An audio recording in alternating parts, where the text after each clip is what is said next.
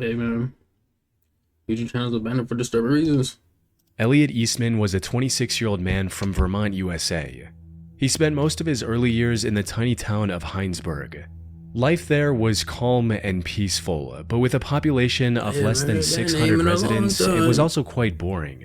Elliot wanted to do something more with his life.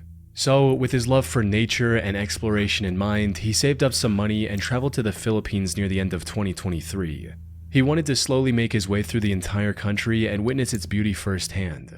But just a couple months into his trip, he met a local woman named Carisha Jayla. The two started dating and got married just a few months after that in July of 2020. Yo, it's a trap, my nigga. It's a trap. You shouldn't go to the Philippines looking for love, for real. I don't know. Maybe I'm just uneducated. I'm gonna just say that. But I don't know. I feel like that's a pretty bad idea. You get my gist. Then in January 2024, Elliot started posting videos on YouTube documenting his life in the Philippines with his wife. His videos were simple, without any over-the-top music or crazy editing effects, but they felt authentic and real, allowing him to amass a small but dedicated fan base. Though his content took a massive shift in May 2024 when he decided to move to the beachside village his wife was from in the Cebuco municipality. Unfortunately, it wasn't long before this spiraled into the worst decision he'd ever make. You see, Cebuco is part of what's known as the Red Zone in the Philippines. Put simply, this is the most dangerous section of the country, especially for foreigners. Armed robberies, kidnappings, and even murders are not uncommon in this region, with over 40 Westerners going missing there in just the last decade.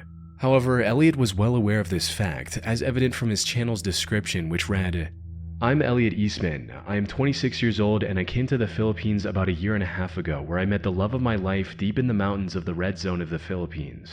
I will be showing you my day-to-day life as the first and only foreigner to have ever lived here in Cebuco for a long period of time." He mentioned the danger in some of his video titles as well.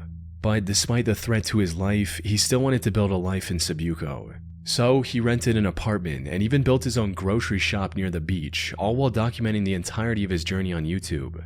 Now, there were times when he felt threatened and had to hide from some locals to avoid getting in serious trouble. But despite the somewhat dire circumstances, Elliot was enjoying his time in Cebuco and slowly building the life he wanted. However, just when things were starting to look up for Elliot, tragedy struck. The incident took place on the night of October 17th, 2024, when, after doing several short live streams throughout the day, Elliot went offline and sat for dinner with his wife and her parents. But then, a few minutes later, 4 men with guns barged into their home and started telling Elliot to go outside. These men were also wearing outfits similar to those of the Filipino police, likely in hopes of making Elliot more cooperative. Elliot, however, saw through their disguise and tried to run away. Unfortunately, that's when things went from bad to worse. He's gonna shoot you One at of them now. opened fire and ended up shooting Elliot twice, once in the leg and once in the abdomen. They then dragged him onto the speedboat they had docked near their home and sped off into the darkness. This was the last time anyone saw Elliot alive. By the time the police launched a search and rescue mission, the kidnapper's boat was nowhere to be found. The investigation then went on for nearly a somewhere at month the bottom until of the the 12th ocean. of November. But when the police eventually located the kidnappers, they were forced into a shootout, resulting in 3 of the 4 culprits losing their lives. And while they did manage to arrest the last kidnapper, it was already too late. According to the kidnapper, Elliot succumbed to his injuries when he was on the speedboat. So the kidnappers simply threw his body overboard to hide the primary evidence of their crime. Unfortunately, the police were unable to locate his remains and pronounced him officially dead in December of 2024. However, one question still remained unanswered. Why? Why did these 4 criminals target Elliot? Well, the simplest explanation is also the most likely one. They just wanted to kidnap him for ransom. Carisha even had a first-hand experience with this, as back in high school, one of her Canadian classmates was kidnapped and held for a ransom of $50,000 US. That said, there's also a second potential explanation that has to do with Elliot's side business. You see, while operating his grocery store, Elliot also started lending the locals money for 20% interest. A local loan shark likely saw him as a competitor and sought to eliminate Elliot before he took away any more of his business. This would also explain why the intruders were so quick to open fire if they wanted to hold him for ransom. Regardless of their motive, the end result was the loss of a young man trying to make a life for himself with his wife in a foreign land. His YouTube channel now sits abandoned, with its many uploads remaining as proof as the life he once lived. Benjamin Pardun, known online as Warner the Goobermeister, was a comedian creator on YouTube who primarily focused on creating a genre of memes known as YouTube poops, which is a subgenre of online humor that revolves around taking clips from other shows, usually cartoons, and editing them to have a bizarre, often nonsensical tone. Over time, Benjamin's channel had amassed over 8.7 million views, making him a well-known name in the YTP community. But after his upload on December 21st, 2021, he suddenly vanished from the internet, leaving his fans wondering what could have happened. Unfortunately, the reason for his disappearance was far more tragic than simply getting bored and moving on from the channel, as most of his audience had assumed. The incident took place on the 27th of January 2022, when his older brother Chris tried to contact him many times but didn't hear back. Left with no other option, Chris called the police at around 8 p.m. to check on his parents and little brother. When the officers arrived at his house, the lights were on, but no one was answering the door. After repeated knocks, the officers knew something was off, so they decided to break in. But nothing could have prepared them for the horrific scene they saw behind that door.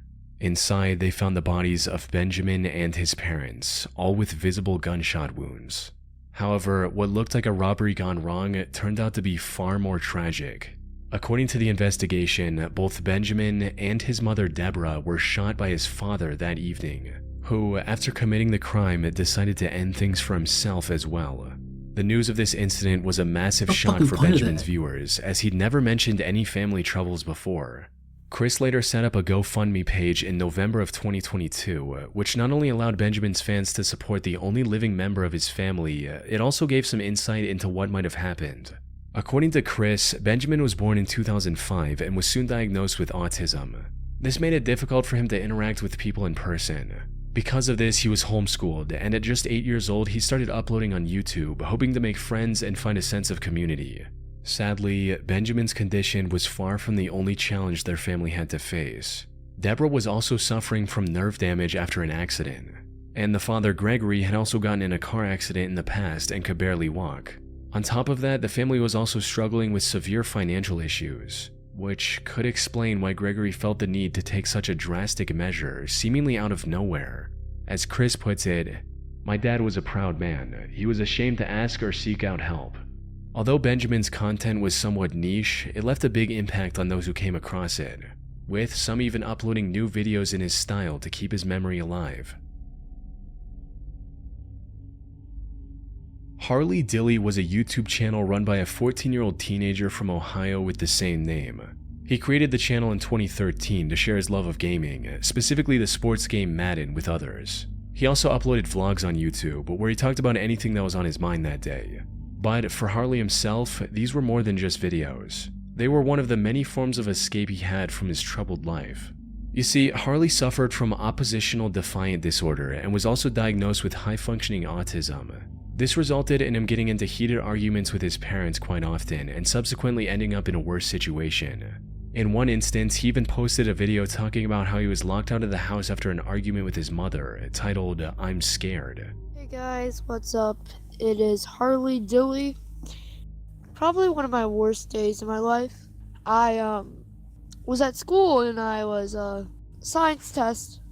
I finished it and my computer says 1% battery left. So I get to the next class and I put it on charger as quick as possible, but it didn't charge. None of the computers would take a charge. So I took it back. I'm making thumbnails, I had to okay? fill out It's not like I'm not form, watching and it, that's I'm making one of the most essential thumbnails. parts of the computer. And my mom said she's I'd not be so paying lazy. anything. We argued. That's why it takes me like 5 days to upload a video. I'd be so lazy to make the thumbnail. You know, I'm just made the thumbnail while I watch the video. Maybe that's a bit counteractive. I don't know, but I'm trying to make it easier so I can post them for real. Even though they say 30 seconds to make, I'm just a lazy, procrastinating slob. I'm sorry. 3 subscribers. I'm sorry. about a good 5 They're all minutes. bots. And she snapped. She said she's gonna call police, and she said she already did. And she locked me out of the house. So right now I'm outside. Yep, the house is locked. It is Bro, 3:30. is this nigga recording this shit on a sock? Oh my goodness. You can see every frame going by the screen. I haven't ate anything, and I still haven't even got to get my work done. My mom's gone. She won't answer the phone. There were also allegations of some of his family members being physically aggressive to him. But despite all this, Harley was still a cheerful kid who wanted nothing more than to play Madden and grow his YouTube channel. Unfortunately, this ambition was tragically cut short on December 20th, 2019 when Harley went to school and never came back. The day had started off rough. Harley was still upset after arguing with his parents the night before as they had refused to replace his broken smartphone. He also didn't want to go to school that day. But his mother Heather woke up early that day and, after some more arguing, convinced him to go. He left his house just before 7 a.m., but he was somehow absent from school and didn't return home that evening either. Harley had disappeared without a trace. Surprisingly, his family didn't report him missing until 11:50 p.m. on December 21st, nearly 43 hours after he vanished. Their explanation That's for the crazy delay as was fuck. simple. According to them, Harley had spent the night at friends' houses without telling them before, usually after an argument. They assumed this time was the same. However, they couldn't have been more wrong. Something that became increasingly clear as the police investigation dragged on for days without uncovering a single clue about his whereabouts. The only thing they found was this low-resolution picture of Harley going to school that was taken from a neighbor's security camera. And that was it. Eventually, many other organizations, including the FBI, joined the search as well. They also distributed his missing posters nationwide and offered an $18,000 reward, hoping to receive any information that could lead them in the right direction. Unfortunately, although they received numerous tips, none led to any significant progress in the case. That is until the 13th of January, over 23 days after Harley went missing, when the investigators made the big discovery. They were re-canvassing the area immediately surrounding Harley's home when one of the investigators decided to check out the vacant house directly across from the Dilley residence. This was a summer home and was fully locked at the time. There was also no indications of anyone breaking into the home. However, the investigators had looked everywhere else to no avail. This was one of their last options. So they acquired the key to this home and started looking around. They didn't find anything on the ground floor. But as soon as they climbed the stairs, one of them noticed a maroon puffer jacket lying on the ground, the same jacket that Harley was wearing on the morning of his disappearance. As they got closer, they also noticed his glasses lying on the floor as well. But there were no signs of Harley anywhere. Both the glasses and the jacket had also collected plenty of dirt, indicating that they must have been there for a long time. While they were looking around, one of the investigators noticed the chimney vent above where his glasses and jacket were discovered. This sort of vent is used to connect traditional wood-burning heaters. Curious to see what was in it, he reached into the hole, only for his hand to touch human hair on the other side. There was no doubt about it, that was Harley, stuck in the chimney. Officers quickly dismantled the wall, and sure enough, they found Harley's body inside, with his arms raised above his head. A later autopsy concluded that he likely passed away the day he went missing. His particular position at the time of discovery also helped investigators piece together what might have happened that day. As the story goes, Harley didn't want to go to school that day, so he decided to spend the time at the vacant home until the afternoon to make it seem like he went to school. But when he couldn't find a way in from the ground floor, he climbed onto the roof using the antenna tower beside the house. From there, he looked into the chimney and saw a relatively short drop and chose to climb down it to enter the house. However, what he failed to realize was that this chimney didn't lead to a spacious fireplace. Instead, it only connected to a couple of small vents for heater exhausts, leaving him stuck at the bottom. Due to the way he climbed down, his jacket was likely halfway removed already. So he pushed it through the vent to free up some space, and his glasses fell through as well. Sadly, there was nothing else he could do in that position.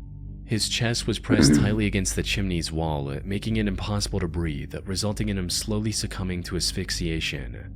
Put simply, this was nothing more than a tragic accident. Now, given this conclusion, Harley's case should have ended there. However, some people, especially his YouTube viewers, weren't satisfied with the official report. Many of them believed that this wasn't an accident at all. Rumors started going around the internet that Harley's death was actually a murder committed by his own family. One of the first big points of contention was his Wait, how would- jacket, how would you since not know in one he's of the in the evidence house? images it could be seen hanging from the door. These critics claimed that this was proof of the whole story being a lie. Some also argued that the shoes he was wearing in his last picture didn't match the ones the investigators found on him. However, despite the skepticism, the police stuck with their initial report. As for the jacket issue, that turned out to be nothing more than the result of one of the inexperienced investigators mistakenly moving key evidence. That said, whatever the truth may be, it doesn't change the fact that the YouTube community lost a genuine and passionate creator. It's a shame. Nicholas Sonderegger was a 28-year-old YouTuber who loved two things in life: longboarding and dancing. He uploaded nearly 80 videos of himself doing both of these on his channel named Sunspeak, though his ultimate dream was to become a professional dancer. By 2017, he was living in San Diego with his friend Austin to try and make his dream come true.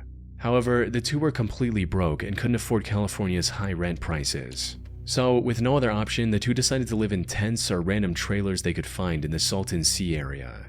Salton Sea used to be a popular tourist destination at one point due to its status as an oasis in the middle of the desert. But the water and the surrounding area became extremely toxic over time, turning it into a complete ghost town. On the flip side, this also made living there essentially free, which is what Nick and Austin were after. But what neither of them knew at the time was that the true danger of Salton Sea had nothing to do with its toxic climate.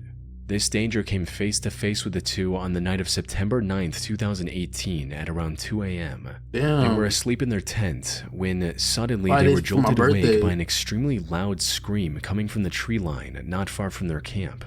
Fearing for their safety, they decided to just ignore it altogether and go back to sleep. Or that's at least what Austin thought.